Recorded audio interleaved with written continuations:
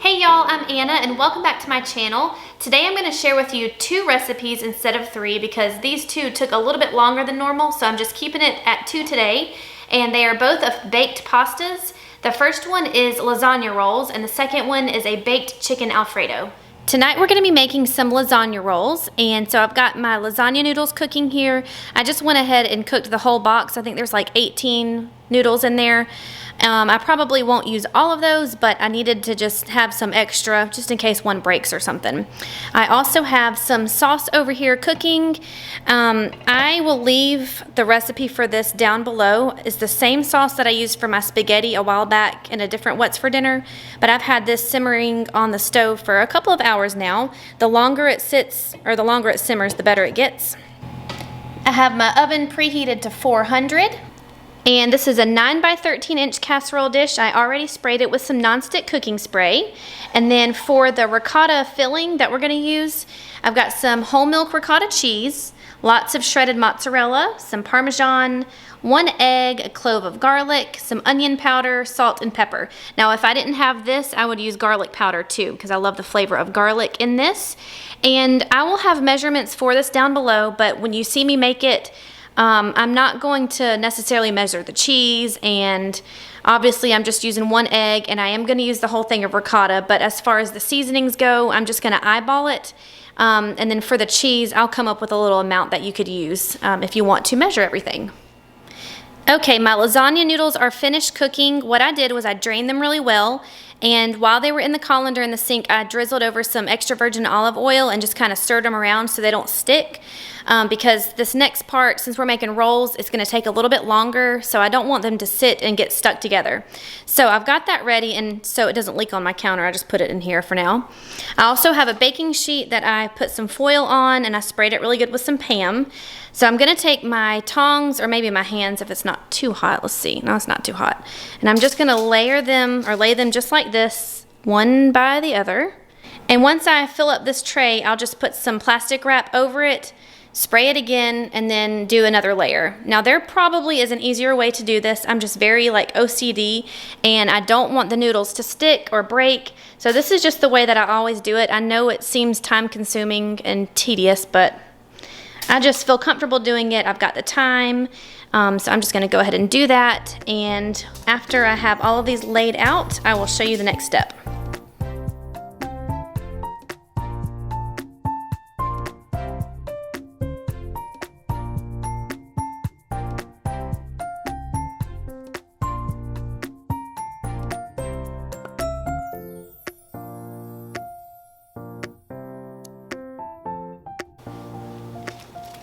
Okay, last one. So I'm going to set this aside and work on the ricotta filling. Okay, I thought I was recording, but I wasn't. All I did was I took a large bowl and I added in my whole milk ricotta cheese. This is 1 pound, 14 ounces, and 1 egg. I'm going to add a good amount of salt and pepper.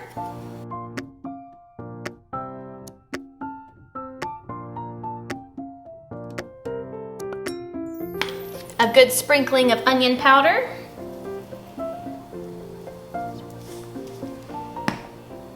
I have 1 clove of garlic that I just peeled, and I'm gonna grate it right into here.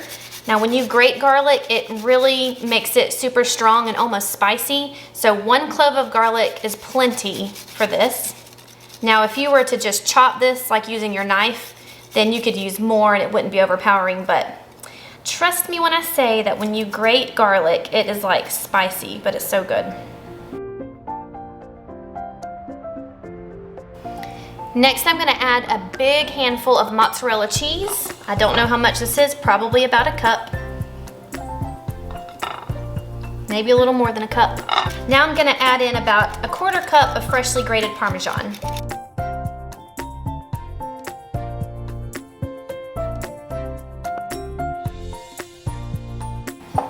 And now we'll just mix this all together until it's nice and combined.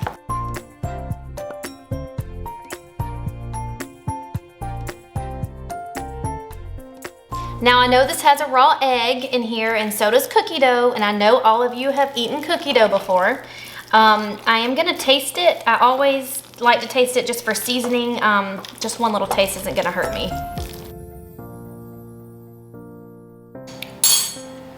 Okay, that's perfect. I don't need to add anything else to this. It's absolutely perfect. Okay. All right, now we'll set this to the side. Okay, now it's time to put our little rolls together. That's just the oil that kind of seeped out from the colander that I had the noodles draining in, so that's not a problem. So the first thing we're gonna do is take some of our meat sauce.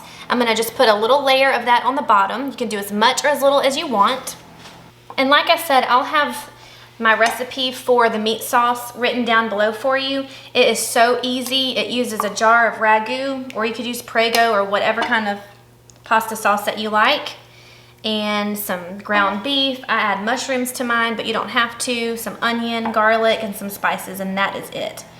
It is like a no-fail sauce that I make all the time.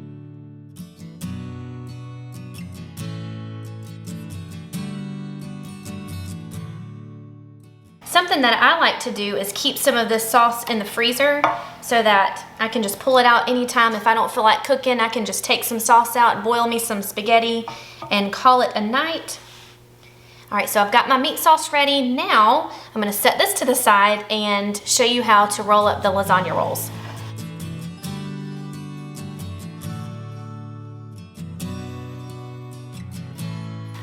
I do this straight on the baking sheet, so I'm not messing up anything else. So the first thing I do is start with some of the ricotta filling. You know I don't measure stuff, I just do a good little spoonful of it. And I do like to leave, I'm gonna start with this one, I do like to kind of do it towards the center and leave like an inch on each side, because when you roll it up, it does kind of move around and you don't want it to go everywhere. So that was a good maybe tablespoon or two, I don't know, just however much you want. Smear that on there. I'll go ahead and do a whole one to show you, and then I'll just do the rest on my own here. So I've got that ready. Now I need a spoonful of the meat sauce. Just like that.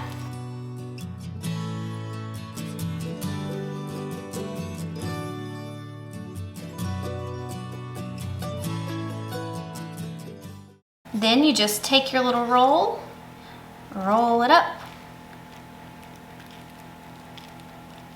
Then, whoops, see, a little bit does come out, but that's okay. Then you just place it right here on top of your meat sauce, just like that. So I'm gonna go ahead and finish all of these, and I'll show you what it looks like when I'm finished.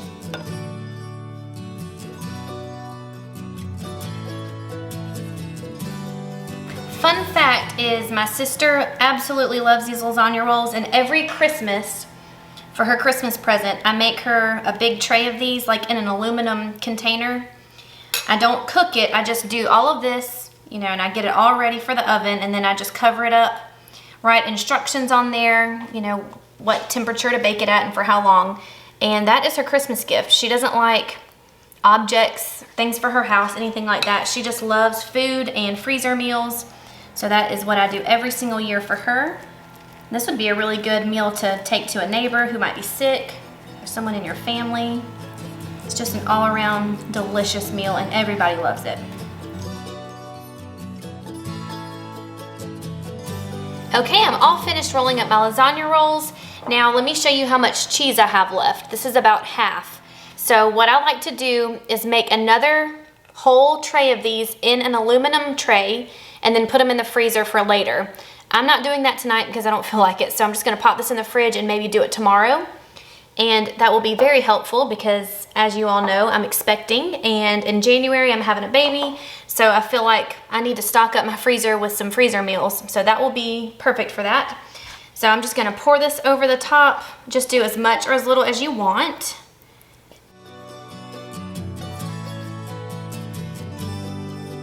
Okay, now I'm gonna add some more mozzarella on top, and I need to grate some more because I don't have enough right here, so let me grate some real quick.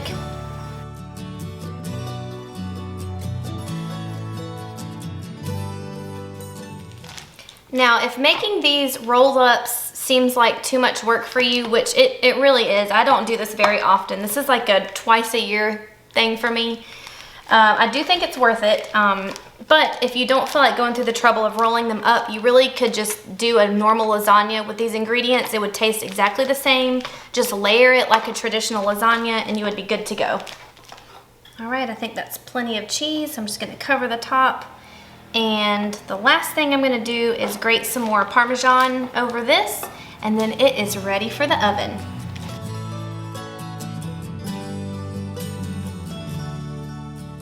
All right, that is it. I'm gonna pop this in the oven now at 400 for about 20 to 25 minutes, and when it is done, I will show you what it looks like.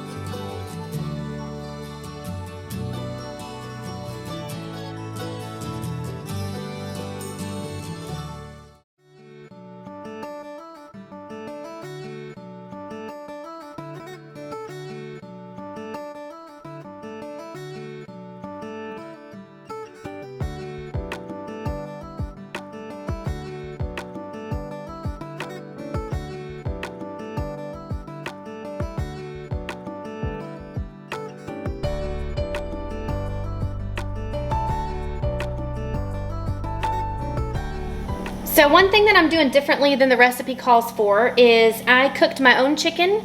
The recipe says to use rotisserie chicken, but use whatever kind you have. And anytime I make chicken Alfredo, I love cooking the chicken myself because I always use the same spices.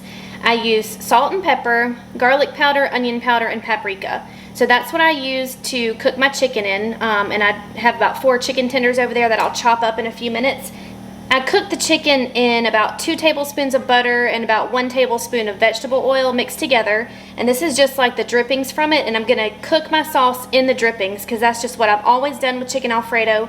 All of this goodness in here makes the sauce incredible, so I do not want this to go to waste. So now I'm gonna make the sauce. I'm gonna need 3 tablespoons of butter and 2 tablespoons of flour. I'm also gonna add in about a clove of garlic. So let's get started.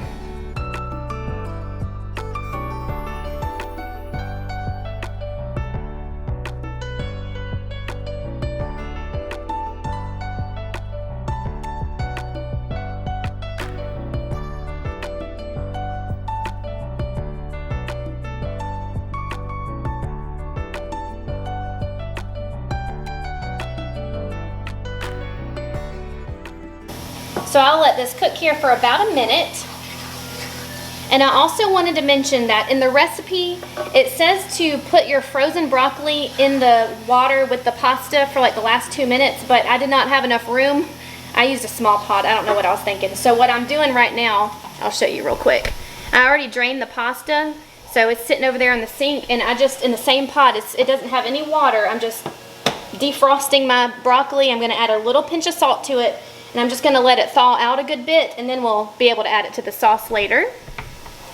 All right, so this has been about a minute, so now I'm gonna add 3 cups of milk.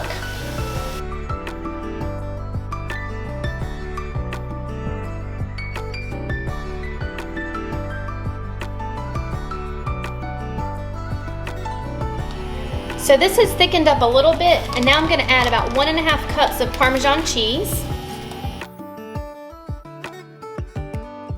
And I'll let this cook a few more minutes until it gets a little bit more thick, and then we will move on to the next step.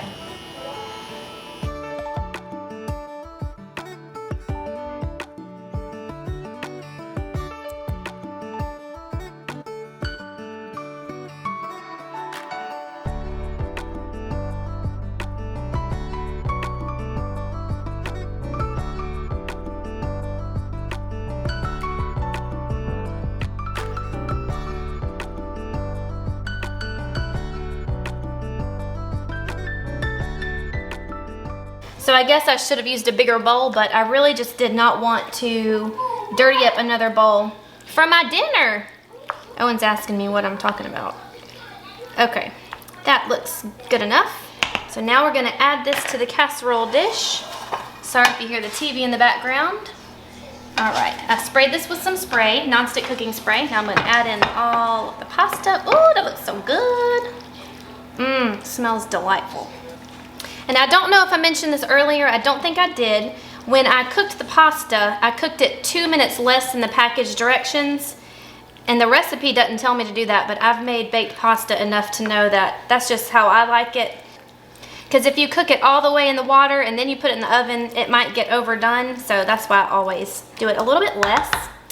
All right, now we're gonna top it with our mozzarella cheese. Let's see. This is about 2 cups in all. Didn't measure, just gonna cover the top.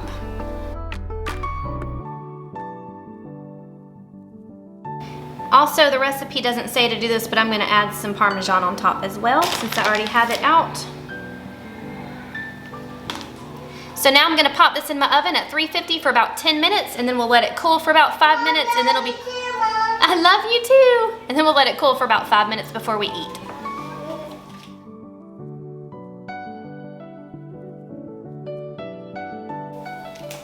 So this just came out of the oven, and you can see that it's got little brown spots on there, and that's because after 10 minutes at 350, I just wanted like a little bit more color on it. So I put it under the broiler for like 2 minutes, and now I think it looks absolutely perfect. So I'm gonna let this sit here for about 5 minutes before we dig in. And if anyone is curious as to what my pregnancy craving is, it is this right here.